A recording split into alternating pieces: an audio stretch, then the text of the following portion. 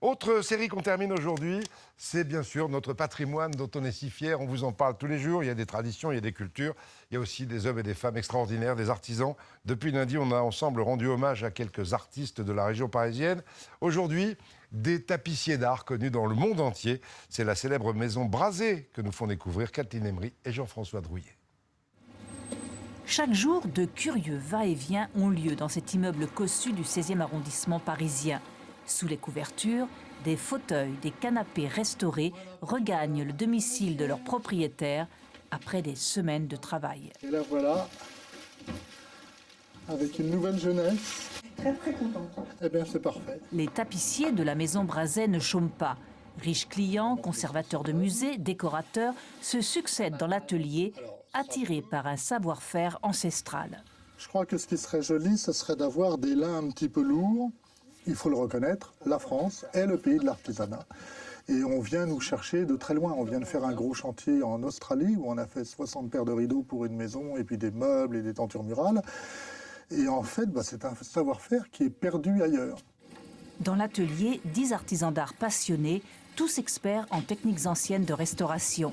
Ces couturières d'abord qui confectionnent d'immenses tentures entièrement cousues à la main pour obtenir un meilleur tombant.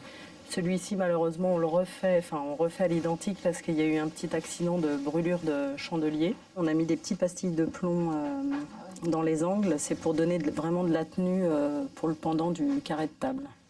Il faut beaucoup de patience.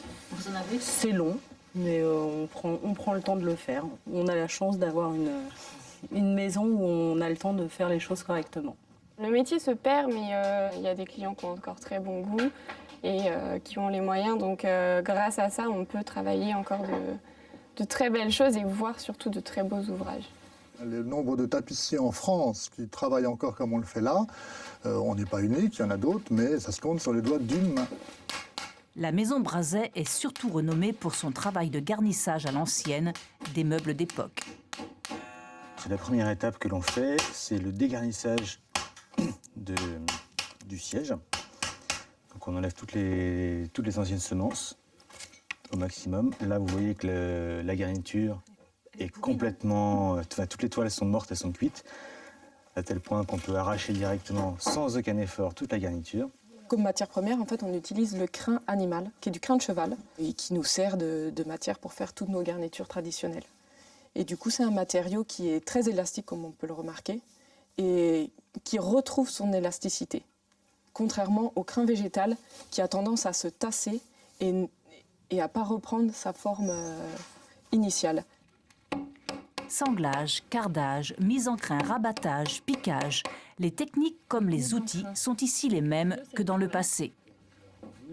Donc là, je fais le piquage. C'est ce qui permet au crin de rester en place et d'avoir une certaine fermeté. Je crois qu'il y a 1000 façons de rendre un siège beau. Du moment que le travail est bien fait, que le geste est beau, le résultat est beau à regarder. Ce qui me plaît dans ce métier, c'est de pouvoir redonner au mobilier une forme et une seconde vie, quoi, ou même voir plusieurs vies. On laisse un peu une empreinte dans le temps. La maison Brazé a été nommée entreprise du patrimoine vivant dès la création du label en 2005, un titre qui met en valeur l'excellence du savoir-faire français à l'étranger.